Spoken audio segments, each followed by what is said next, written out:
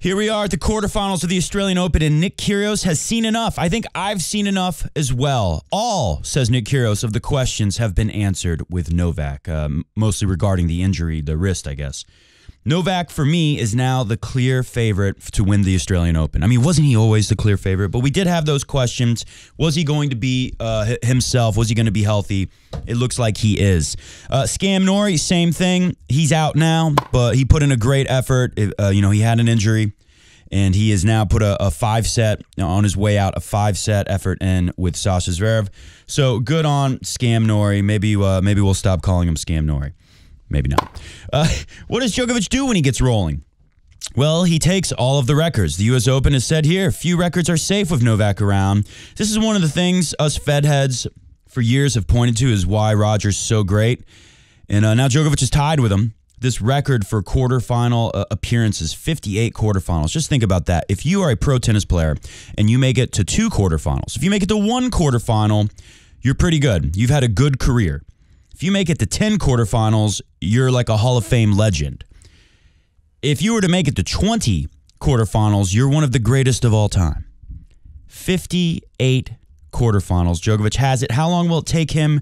How long will it take him to take this record away from Roger as well? Not very long, I imagine. Let's talk about Carlos. I haven't talked about Carlitos Alcaritos very much this year. And that's probably because historically, he hasn't done great at the Australian Open. And you can see, I mean, he hasn't had a whole lot of time, but he's now been in the quarterfinals or better at every major. But this is his first time at the Australian Open. You'll see, twice at the Roland Garros, 3 times at the U.S. Open, and 1 time at the Wimbledons. But guess what he did at Mr. Wimbledon's after his 1 time? He went on to win it immediatement. And maybe he'll do that here. A very easy time for Carlos. Throwing down a bagel last night, I think, was a part of the scoreline. If I look at my notismos here, my notisbook, yeah. So Carlos looking good. It's almost too easy. Sometimes when you see players not challenged along the way, they go up against a tough opponent, and then maybe they're not ready to deal with the challenge. Sometimes it's early, like what we saw with Djokovic in that first round. Sometimes it's good to be challenged early. So let's look at our settings here. I mean, our all set for the quarterfinals, final set. Djokovic and Taylor Fritz, a little bit of a surprise. Not too big, but a little bit. Jannik Sinner and Rublev, as predicted in my draw. No surprise there. Hubi-Dubi and Danny Medvedev. That should be a good match. I like Medvedev, but I think that'll be a good match. And Zverev with Carlos Alcaraz. You know, it's funny. I'm going back to Hubi-Dubi. Maybe against some more popular players, the crowd would, be a little rough on Hubi. I know people love Medvedev, but also he can be the bad guy sometimes. So I could see the crowd getting behind Hubi a little bit in that match. Maybe that'll help him. Who knows? It'll be interesting to see what happens. My French guy, Arthur Cazot, did pretty well, actually, hanging with Hubi-Dubi. Just to throw up a quick stat really quick. Hanging with the big guns. Look at this. I know it's only 34 minutes in, but Hubi's like a half a foot taller than Arthur Cazot. And Cazot was outgunning him on the first serve speeds, the first 34 minutes, and at least made it to 2 tiebreakers. I thought it was a great effort, a great result, obviously, for the guy. He's made more money than he ever has before in his career, all in 1 tournament. Good for him, but I thought he did a good job here. Anyways, I'm excited about Cazot, but he's out, so that's all we'll say about Cazot. Let's go back to this quarterfinal set, though. Zverev and Carlos Alcaraz. Maybe it's because Alcaraz hasn't done it here before. I don't think the surface suits his game as well as the other 3 majors. So I have in my draw Zverev beating Alcaraz. It feels crazy now. Zverev just went through a 5-set battle. Alcaraz just had an easy blowout match. Alcaraz looks incredible. I think there's, this is where normally I'd switch my prediction and say Alcaraz will beat Zverev. Zverev, maybe he's going to be tired. He's been on court a long time. But maybe, like what I said earlier, when you're not challenged and then you run into a big challenge, sometimes you're not quite ready and you get caught off guard and you lose.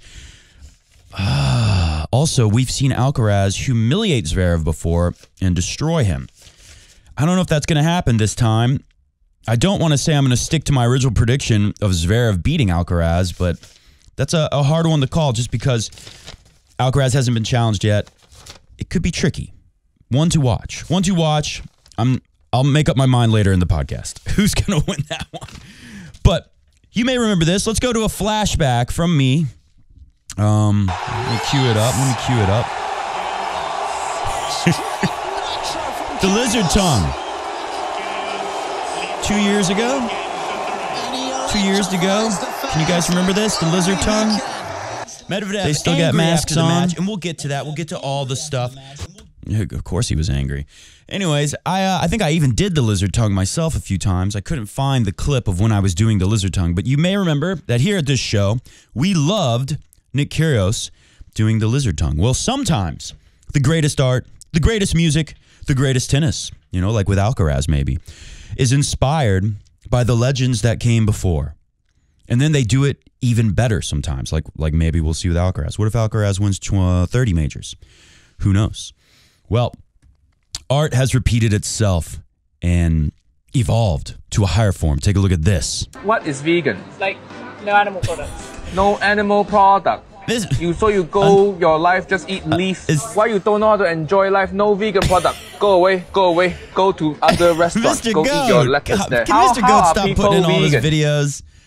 Mr. Goat loves these videos. He's addicted like everyone. Everything is turned into TikTok, and Mr. Goat is one of them. All right, let's cue this up the right way. Here I go. Art inspired by the great Dutch masters of art. In this case, an Aussie master. Don't worry. Grigor Dimitrov, a great artist himself. He knows art when he sees it. The beauty. Oh, I think I'm moved to tears. It's so beautiful! Welcome to the Coffee Break Tennis Podcast Edition. We're in a hurry today, so we're doing it this way. It's a little faster for me. Rublev asked about the art.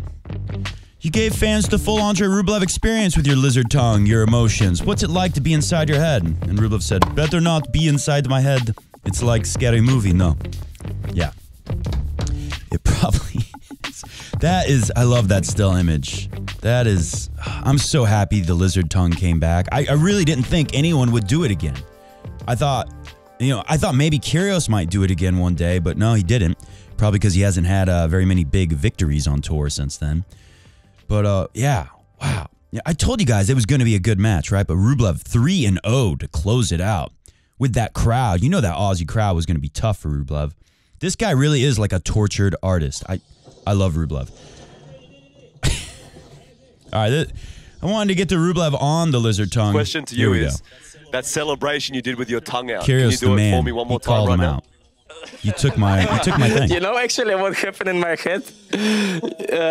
What? You remember this stupid movie, Scary Movie, when they were like, what's up? So Yes. suddenly I it came to my head and I started to do like they were doing there in the movie. Oh, I can't get over this. I love it. Does that answer your question, Nick?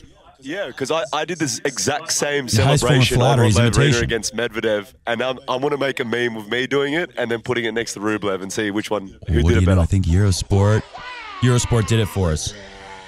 Who did it better? I don't know. It looks like Rublev's tongue is longer. Rublev's got a longer tongue, I think. Interesting. Comment below if you know any more details on the tongues of those two legendary tennis players. Matt called it. Here's a, I love these kind of comments. From Bronislavdronic, 3831. Oh, that's funny. Probably, it's those numbers, they have some meaning. 38, the age I will be. 31, is that the age I was when I started Coffee Break Tennis? Okay, maybe it's not. I don't know. Anyways, does everything have to have a secret meaning? Not really. It's probably going to be a blowout. Nailed it. Your host, 6063, 1 hour, 44 minutes. The scary thing is that some good comments there. Sinner doesn't look like cramping this time. Well, we'll see. Sinner hasn't been tested yet, like I was saying earlier. And you don't want your first test to be Novak Djokovic in a Grand Slam tournament. You'd like to have a somewhat tricky match before that to work your way through. Sinner has been outstanding, though. Novak is right about everything. Love your work. Love your comment, Kaski. Anyways, take a look at that. Cette réaction est géniale. Ne change rien. Don't change anything, Adrian Manarino. Oh, yeah, how could you not laugh? And, the guy didn't know who he was going to play until right before the match. As soon as he found out, he said, Scheiße, Gamaka, I'm out. Let's look at the stats. Go to the story in numbers. 6-0, 6-0, 6-3, 1 hour, 44 minutes. Mannarino was playing well. Some of those first, Mannarino had break points in the first game. Some of the rallies were awesome. They do a lot of the same thing. Mannarino gets to feel the frustration that he makes so many players feel on tour. Because Novak Djokovic, he does a lot of the same things that Adrian Mannarino does. He is relentless.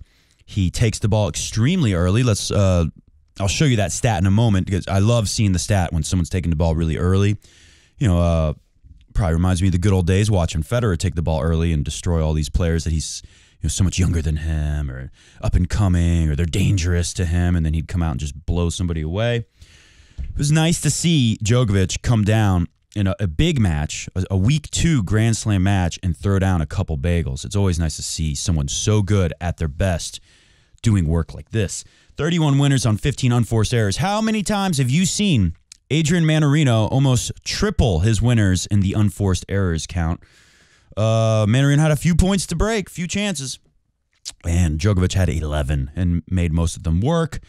The serving was outstanding. I'll show you a stat on that in a second, but take a look at this. Now, this is average. This counts all the times they're back by Melbourne, which I guess they never really did in this match. But, you might think like, oh, well, sometimes, you hit the ball inside the line. But this is average of all shots hit in the rallies. That's pretty sick. 0.5 meter for Mannarino and 1 meter for Djokovic. And then this stat is the most impressive of all. This is what's ultimately going to help Djokovic win this tournament. This is part of why he's been so great lately as he's gotten older. I know he's still moving about the same as he was when he was younger. His fitness, flexibility, all that seems to be pretty much exactly the same. Surely he's got to be a tiny bit slower than when he was, 10 years younger. But this serve has just gotten better and better and better. And look at, this is, you'd usually only see stats like this with Roger Federer's serving or, maybe Hubie Hurkacz or some other legendary server, John Isner, somebody like that. Hitting that outer parameter, the green square outside of the purple there, 86% of the time. Is that win? Is that the win time? Or no, okay, yeah, it's either how much he wins and loses. No, that's how often he hits the spots right. Okay. Sometimes they'll throw this stat up there, and it's 86% of the time he was winning. But no, I do believe here, this is 86% of the time, he's hitting the corners, basically. 87 on the deuce court. That might be helped by how good Joker is with that slider. Although it looks like he hit a lot of tee there, too. And 53% unreturned. Mannarino, one of the best returners around. That's an incredible stat. When 53% of your first serves don't come back, they might as well be aces. Anyway, so that's very impressive. Let's go to his next opponent. Taylor Fritz looked great. This surface is good for him. I heard, I think it was Tsitsipas said that, or somebody said that a fast court with really slow balls, which is what we've got this year, is perfect for Taylor Fritz. Taylor Fritz loves that. And you can see in the stats, he evidently did love it. 50 winners on 19 unforced errors. That's outstanding. He said he's going to have to do this again to beat Djokovic, but I think that's incorrect. I think if he plays this well, he will lose against Novak Djokovic. He's going to have to play even better. And Steph, I do think, helped him a lot. This is why I didn't sound too hot on Steph at the beginning of the tournament. And this blew my mind. A couple things blew my mind in this match. One, look at this. That's a pinpoint stance. One of the first reasons why I really liked Steph Tsitsipas when he first hit the tour was because, he reminded me of Federer in some ways. One-handed backhand, forehand, very similar to Federer's. Steph is still, even at this tournament, part of why he made it this far, still has one of the best forehands on the tour, right, in the world. Great serve, big guy, so that helps a lot. Why mess with a good thing? Steph's weaknesses are on the return of serve, particularly on the backhand side. Why? In the middle of the match, switching back and forth between a pinpoint stance and a platform stance. If you don't know what that is, look at Federer, look at the Joker, Johnny Mack, all kinds of players.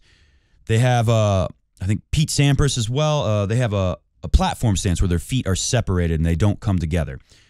And then a lot of players, pretty much, the majority of the tour, I would say, is using the pinpoint stance. they slide that back foot up to the front foot before they jump up. And if you've never done that and you've always done it the other way and you have a good serve, there's no reason to even try to change it. If you want to change it and you're looking for something to add to your game, okay, but in the middle of the match to change and then go back and change again. And then what was more shocking to me than that was the fact that we had the former coach, Philippoussis, who was working with the Tsitsipas camp. He was commentating. What is his name? Roger Rashid. He used to coach a lot of great players. I think he worked with Dimitrov when Dimitrov was first getting pretty big. You know, everyone was finding out about him. Worked with Leighton Hewitt back in the day. They were calling the match.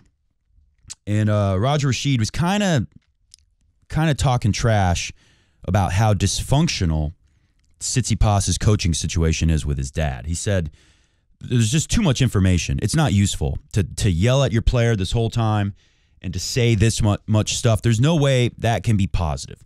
No one can take in that much information in a match. You need to keep the message simple. And it was just nonstop communication. I mean, now that the coaching is legal, I think it's hurting, actually. I think it's actually hurting Tsitsipas because before they had to try to kind of hide the coaching a little bit. So there was less back and forth between Tsitsipas and his dad. And now that it's legal, it was just nonstop, constant stream of going back and forth. His dad, never stopped talking.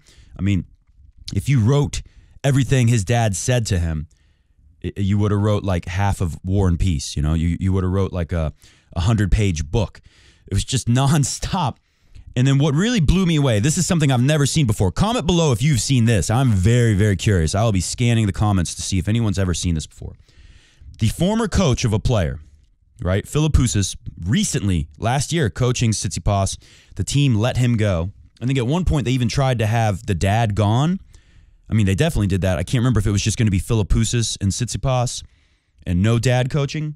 And then that didn't last very long. Tsitsipas, has to have his dad, and that's why I'm not going to fault them. He really wants his dad there, so do it. But they need to figure out a better way to do this. You can't. The dad needs to know, you can't say that much in a match. There's no way that's not distracting, and there's no way that's going to help, as Roger Rashid pointed out. But comment below if you've ever seen this before. The former coach commentating on the match and basically saying that, this is dysfunctional. He was kind of giving it up. He was kind of telling us, he was talking trash about his former player. You could say, Matt, he's just mad that they fired him. I don't think so. And I think Philippoussis was trying to be nice, and Roger Rashid was kind of pushing him, come on, Philippoussis. At one point he even said, you don't have to respond to what I'm about to say, but I'm going to tell you everything I think is wrong with this situation, this coaching setup for Tsitsipas and his dad. And Philippoussis was nice about it, but he also kind of said, this is pretty standard stuff. He said Tsitsipas is good at blocking it out, but that's almost like admitting that it's bad. But to hear the former coach talk about why it's not working, I've never seen that before. Usually they wouldn't be on the match or they wouldn't bring it up. But to hear the former coach talking bad about his player, I've never seen that before. That kind of blew me away. And he was really shocked, like everyone should have been, with the switching of the serve stance in the middle of the match. So anyways, yeah, comment below. Have you ever seen that? Philippoussis was basically saying Steph's whole thing is a mess right now. And that's how it felt, and that's why I had him going out. Where did I have him in my draw? Oh, you know what? I almost said Cilic is going to beat him. That's how little faith I had in him, but I've been so negative. I've been so anti-Taylor Fritz ever since he beat Rafa at Indian Wells especially. Oh, you know what happened last year at the end of the year? Fritz did a modeling shoot. I don't have the pictures, but that really, I hated that. I hate Fritz so much, but I've really turned a corner. And it's not because of Fritz. It's because of his girlfriend, believe it or not, who I kind of got in trouble with before. People commenting mad at me that I was making jokes about her. But I'm starting to think that she's actually good for Fritz and kind of helping him focus. He's not going to beat Novak, obviously, but beating Steph, not too big of a surprise. Before we get into that, I'm going to show you, I can't believe I'm going to do this. I might regret this. And we don't have much longer, but I'm going to spend some precious minutes not talking about Scam Nori, but talking about Morgan Riddle, the girlfriend of Taylor Fritz. But before we do that, let's look at this day in history. 6 years ago on this very day, Hyun Chang took out Novak Djokovic in straight sets. It was the last time Djokovic lost here at the Australian Open. was also the last time Roger Federer won a major. So think about that.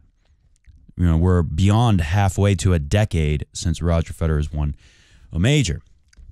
That's sad for the Fed fans. Anyways, someone not wearing glasses, because remember, it was Dennis Istomin before that. It's been a really long time since Djokovic lost at the Australian Open to someone who doesn't wear glasses. So I think Taylor Fritz needs to put on some glasses. He needs to find some, I don't know if he wears contacts like Djokovic does. If he doesn't, he needs to get some non-prescription glasses and stick them on, because I think that's the only chance Taylor Fritz has to take out Novak Djokovic. Anyways, let's look at some more this day in tennis history. Not this day, but a couple days ago. The blogger of tennis, I like him. He posts something on Instagram, then he writes a long article, basically. And I like what he's saying here. For me, this was the last real match of Roger's career before the injuries really got the best of him. And honestly, the injuries already were getting the best of Roger. If you'll remember, after this match, he played Joker, and he had a good first set. Roger threw every trick he could at Djokovic, but he knew, like, with his movement and the pain in his knee, there was no way he was going to win. Anyways, this was a great one. This inspired me to make a song, the Tennis Sandgren song, because back in the day, you know, we really liked it when someone lost to a Federer. We'd kind of make a joke about it and say, like, they lost on purpose because they loved Federer so much. And this almost looks like, I'm not saying he threw the match, but how do you lose? Look at all these chances he had. Match point serving, returning at 5-4. Match point and a tiebreak, 3 in a row. Remember that? Another chance. Then he got another one. And, of course, Roger won it in the end. Quick comment here. Scam Nori deserves some more time. Great show, Matt, but I believe that Scam Nori deserves some time in the episode. Great performance against Casper. Yeah, that was good. I think the surface is better for him than it is for Casper, just like I think it's not the best for Alcaraz. That's why I give Zverev a shot to beat Alcaraz for real. I want to say Alcaraz wins now, though. But I don't think it's going to be Alcaraz in the final with Djokovic. If it could be. Alcaraz has put in the hard work. He looks more fit than ever. But this surface, it's a little different than the other 3 majors. Let's look at this really quick. We know Medvedev returns from way back, but this is the first time I've ever seen. Oh, I like that one, Mr. Goat. Play it again. A little Russian lesson for you guys. Thing is that you call me master of a return, but I don't think Never so seen because Medvedev my return from close, his serve, I don't think position. is that good. Like I can do it, but it's not the best. Then you ask Novak or someone else. Yeah, Novak's the best at returning close. Here, and then at one moment Federer. with my coach, or even by myself.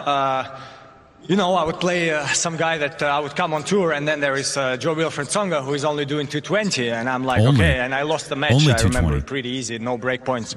And I was like, maybe should do something different. So next time I played someone who served big, I would go somewhere here. And then I would play someone who served bigger, and I would go somewhere here. And then at one moment I understood that I can actually play many guys like this, because what it makes me do is when I'm on the ball, I kind of don't hit a return, I hit like a normal topspin shot, because when the ball comes to me, it's not anymore, it's in the good position and stuff like this. So a little confusing here, but I think at one moment I just understood that I think what he's saying is that's where my return is the best. You don't have to return, you just hit a normal shot. All right, that's phenomenal. So that's phenomenal. Watch this, watch this. You're going back there now? is this where you... You know, when Kyrgios You're beat over him there. All right, so and did the lizard tongue, when Kyrgios beat him. One guy speaking for me of Kyrgios, that I thought was this. going to be horrific was Medvedev, actually. Really? I played him in juniors at Roehampton. Yeah.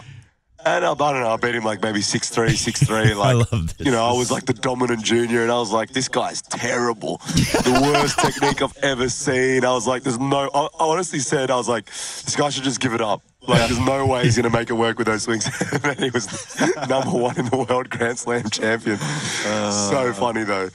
And he was a nutter as well. I was like, this guy's crazy.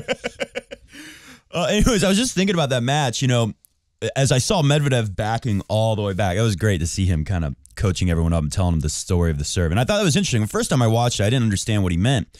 And what he was saying is, when you're back this far, you're no longer hitting a serve. You're no longer hitting a return, because the ball has slowed down so much when you're so far back that it basically just feels like a normal ground stroke coming at you. And when you hit, if you feel like you're not returning well, now you're not returning. You're just rallying. So Medvedev really is. I loved all the talk in the last show. Who are we talking about keeping it simple? Not well, Manarino for one. But, you know, like the story of Federer when he was younger, he had so much talent, so many different shots. He didn't know what to do and couldn't make a game plan, and it held him back for some years before he started winning the big tournaments. But yeah, so I think it's really important to keep it simple and not overcomplicate a game plan. And that's the ultimate way to do it. If you think about it, Medvedev is obviously he moves up on the baseline as soon as he can in the rallies to put more pressure on you and take the ball earlier. But talk about keeping it really simple. I mean, Medvedev, he's hitting big serves, not taking much time in between. He's hitting second serves that are basically first serves sometimes. And he's backing up so far that his returns feel like his ground strokes, and his ground strokes are pretty much always the same. He's not throwing in like a whole lot of variety. He's just keeping it deep like Novak and hitting it flat and low so it doesn't bounce high. It's perfect for hard courts. It's really good here. That's why I still feel really good about him coming through to the final and getting another Grand Slam final on a hard court between the two best hard court players in the world right now, Medvedev and Novak Djokovic. Anyways, let's look at this. I know some people are saying, what about Alcaraz? I don't know about on this hard court yet. He might prove us wrong right here, and then he'll be one of the best players on hard courts. The U.S. Open's a little bit different than the Australian Open hard court. I think it suits his game better. And then obviously on clay, I think it's going to be really hard to beat Alcaraz on clay this year, even for Novak. Anyways, I love this comment. The Fazy Ninja says, Matt, I watch these tennis videos on TV. And in the background, my 7-year-old's running around the house shouting hoobie doobie. Oh, that's great. That's wonderful. All right. I said I would do it. Let's go to it. We won't do it too long. The New York Times. I meant to talk about this when it came out. The most famous woman in men's tennis, fashion influencer Morgan Riddle, has been a niche celebrity at professional tennis matches where she cheers for her boyfriend. Go Taylor! Taylor Fritz, as some fans cheer for her. Well, I was one of the tennis fans that didn't like her. Obviously, I didn't like her in the beginning because she came out and wrote some kind of op-ed somewhere. I don't remember. And she said, tennis is really boring and lame and for like old people or something. I'm paraphrasing. She didn't say exactly this, but she said something to this effect. A lot of tennis fans were offended. So, tennis is like really lame and boring and stuff, but the outfits can be so cute and so much fun. So we didn't like her at first, but Taylor Fritz at the time made a smart point for a guy from California with a lot of vocal fry. Talks like this, man. He sounds like a really dumb guy, but he said a very smart thing. And he always has that stink face. If you're wondering why doesn't Matt like Taylor Fritz, it's always that complainy face for me. He always looks like he's whining all the time in his matches. But anyways, he said a very smart thing at the time. He said, well, Morgan Riddle's bringing a new fan base into the sport. And you know what? We'll take it. At this point, when I first heard that, I thought like, yeah, well, these are fans we don't want. But hey, we'll take it. I was not interested in tennis. I really wanted nothing to do with watching or playing tennis. And my friends forced me to go play tennis. And that's all it took was one time. And then they said, Matt, tennis players serve like over 100 miles an hour. And I said, that's impossible. Even baseball pitchers can't throw the ball that fast. And then I went, and I was lucky. It was July 2004, the first time I played tennis. And Wimbledon happened to be on. And I flipped through the channels thinking, I want to find some tennis and see someone serve over 100 miles an hour. And then I saw women's tennis, and they were serving over 100 miles an hour. And I was like, okay, this is for real. Anyway, so whatever it takes, you get them in the door, and once they're there, let the wonderful sport of tennis do the rest. Morgan Riddle was being watched, says Jessica Testa, 2023, August 30.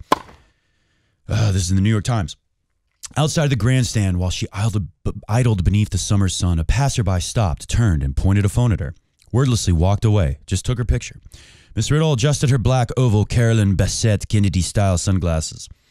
Once inside the tennis match, while she and more than 1,000 other spectators got their seats, people were more direct. Are you Morgan? I recognize you. Can we get a photo? She said yes at least a dozen times. You're so tiny, said Sue. She brought her 19-year-old daughter. She'd never been able to get her... See, this is why I kind of start to like her a little. She's never able to get her children interested in the sport. Miss McDonald told Miss Riddle until last summer when one player on TV caught her daughter's eye. It was super hot. according to this article. Taylor Fritz is a hot guy. I'm sitting there watching Wimbledon, and I'm like, come and see this hot guy. And anyways, so they go on to say that there she is, Miss Riddle. She brings in some of these younger girl fans. And, we got to take the allies where we can get them. For years we've been hearing how tennis fans are getting old. And as time goes on and people pass on, that tennis might have a big problem and, not be so cool anymore. By the way, hit the music because we're going to get out of here. Every so often, the screen flashed to a young woman wearing a crisp white dress with gold jewelry and blonde tendrils. What are tendrils? Tentacles? Mr. Fritz's team of coaches and supporters, blah, blah, blah, blah. They looked at her up line, soon began to follow her. She's a wag. Wives and girlfriends, popularized in sexist Britain in the mid-2000s to describe disparagingly groups of preening, partying women attached to soccer players. Miss Riddle, 26, doesn't mind the acronym, she said. She doesn't mind being called an influencer, also stigmatized. She has a thick skin and a clear-eyed confidence in the life she's building while accompanying her boyfriend around the world for 35 weeks each year. Lifestyle is not blah, blah, blah, blah. Genuinely did not have any friends who were watching tennis. I had no friends who watched tennis. I had no friends who played or wore cute tennis clothing, but now I do it. Okay, so like I said, she's getting people in. Now let's listen to the lady that was working with her from Wimbledon. I'll be honest, I was very apprehensive, just like I was. Grace Barber, senior producer at Whisper, sports production company that created Mrs. Riddle's fashion series for Wimbledon. Miss Barber knew little about Miss Riddle. Riddle me this. And she signed her to do Wimbledon threads. I just assumed that because she's like really hot and got like loads of followers or something and is like Taylor's girlfriend or whatever, and she's basically coasting. And I thought this would be a train wreck, my expectations for the project. I also thought it'd be a train wreck for Taylor, But I think she actually is a good support mechanism for Taylor, and she's helping him be a better player. So I've kind of turned a corner on that. Anyways, she was wrong. Miss Barber found Miss Riddle to be hardworking, funny, self-aware, and largely consists of interviews, blah, blah, blah. She's got a really clear directive creatively of where she wants to go. And the series has already been commissioned for next year's Wimbledon as well, provided that he's still playing and she still wants to do it. All right, so you get the idea. She was impressed by the work ethic behind Morgan, which I am too. She's stuck with this for a long time, so credit to her. There's way less interesting things that you could be doing on TikTok and Instagram. All right, and for me, this is the bottom line right here. This is why I think I like Morgan. I think she's been a positive influence on Taylor, and let's hear it from Taylor's own words. This is the deal. Now, imagine them. They're on quarantine. They're in a hotel room, and Taylor's like, yo, babe, I'm not going to have free time like this when tennis comes back. Right now, tennis is canceled. And pretty soon, I'm going to be traveling the world. This is how he said it. I prefaced it I was like, look, this is not how it's going to be. Like, I don't have this free time, and I'm going to be traveling, like, every single week, babe. And, it's not a bad deal. You can travel all over the world if you're up for it. And she was like, yeah, I'm up for it. And then Taylor Fritz continued. She's very on me, like, about healthy eating, getting lots of sleep, and it's like the little things that create a healthy routine for me, and that really helps me perform better. And I think it does. I think it has helped him. So I am now pro Morgan Riddle. I've done a 180. Can you believe it? Comment below if you hate me for it, or if you think this is, maybe I've turned a new leaf. Anyways, nothing wrong with having a partner who supports you. We've seen it with Roger, Rafa, Novak. It's been a good thing. It's been a key to success. So good for Taylor. I hope it works out for him. But unfortunately tonight, it is not going to work out for him because Novak Djokovic is going to chop him, as they say in Australia. We'll be back tomorrow to talk more about the awesome tennis at this year's Australian Open 2024. See ya!